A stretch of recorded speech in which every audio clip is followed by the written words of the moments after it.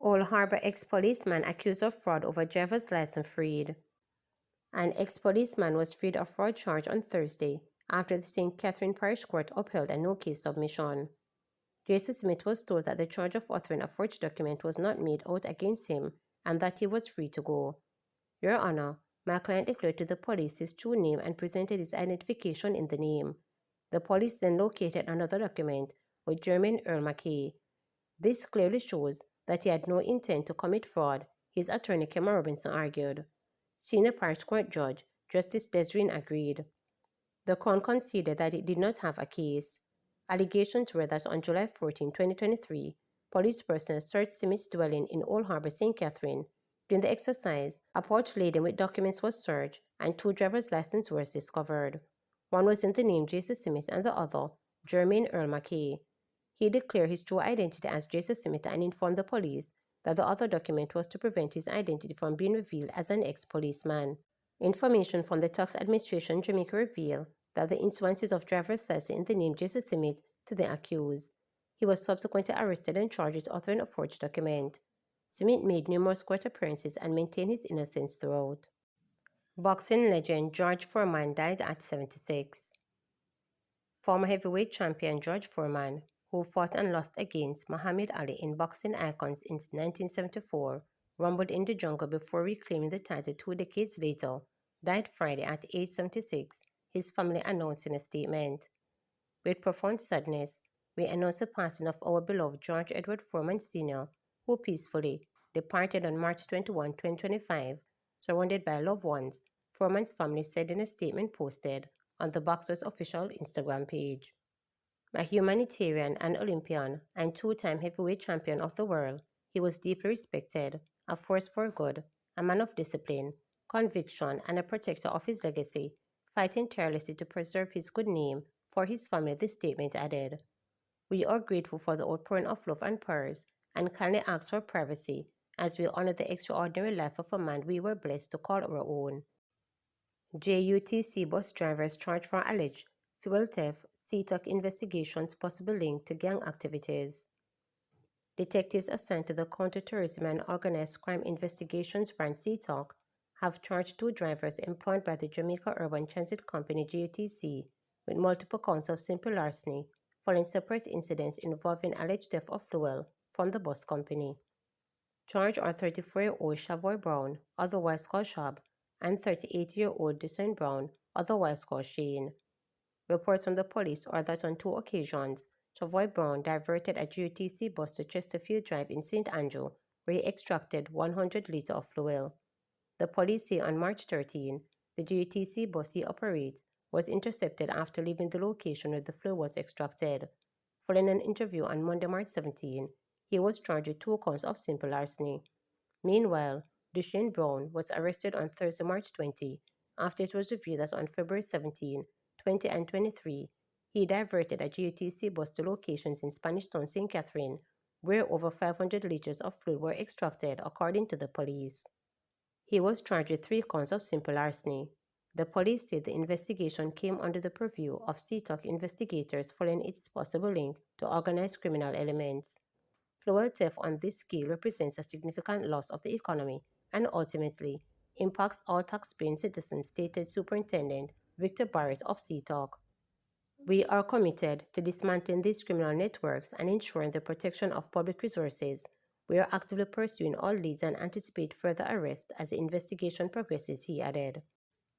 Jamaica Employees Federation says 1,000 minimum wage increase is hardly surprising. President of the Jamaica Employees Federation, Wayne Cheng, says the increase in the minimum wage from $15,000 to $16,000 is hardly surprising. Prime Minister Andrew Holness announced the increase while making his contribution to the budget debate in Parliament. He said the new wage of $16,000 will take effect on June 1. Speaking with reporters, Mr. Cheng said the aim is for Jamaicans to receive a livable wage. He said the only way to sustainably increase wages is to improve productivity. He added that a national conversation is needed to identify the structural and operational reforms required to achieve sustainable wages. Now I know the question will be asked about whether it represents a livable wage, and the fact is it does not. It is the aspiration of Jamaica to move gradually towards where every Jamaican gets a livable wage, but that will mean significant structural and operational reforms to us as a country. As it currently stands, our rate of productivity growth is very low. In fact, historically, it has been among the lowest in the hemisphere. Now the question is going to be asked, how do we improve productivity, which is the only way we will have sustainably increasing wages.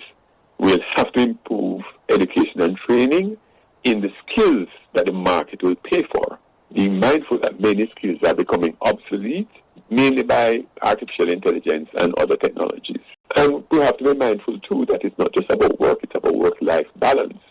So we have to now have a bigger national conversation about what are the big structural and operational reforms we have to do as individuals, as communities, as schools, but as a country to really ensure that we really do well by our citizens by boosting wages in a sustainable way.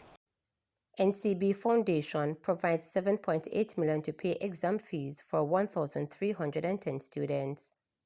A total of 1,310 students will be sitting information technology in the Caribbean Secondary Education Certificate CSEC exam and computer science in the Caribbean Advanced Proficiency Exam CAPE. This year will have their fees fully paid. The NCB Foundation, through its CSEC CAPE National Bursary Program, has provided a grant of $7.8 million to subsidize the cost of these exams. Chairman of the foundation, Taylor Lynn, handed over the check to Training and Client Relations Manager at the Overseas Examination Commission OEC, Nollet Case, during a ceremony on Wednesday at Immaculate Conception High School in St. Andrew.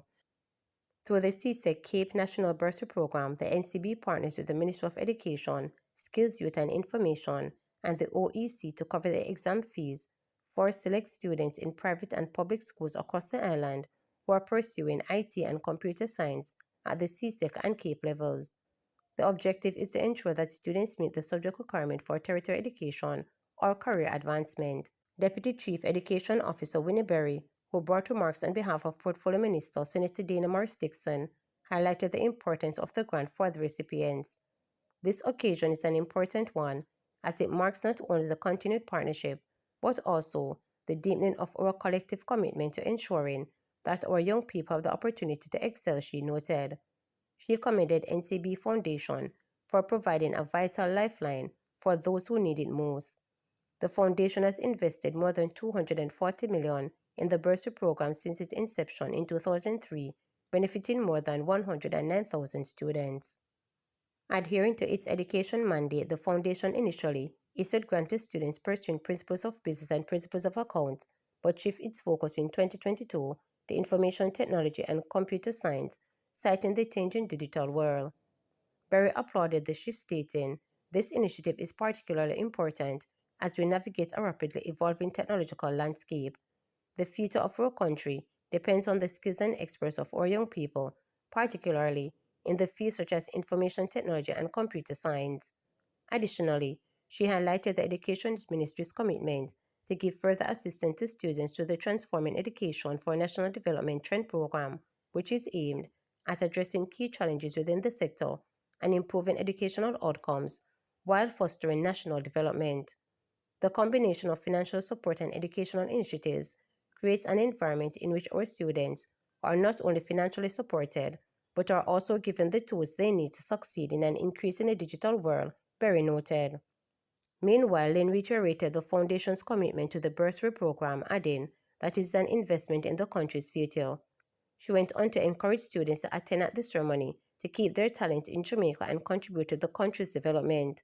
Stay with us a little. Help Jamaica to develop these technological industries. We have invested in you. We have great faith in you, and we want you to help us carry it on. Pay it forward, because that's the only way we are going to build a better Jamaica, she stated. Remember to subscribe, like, share, and click the notification bell for daily updates.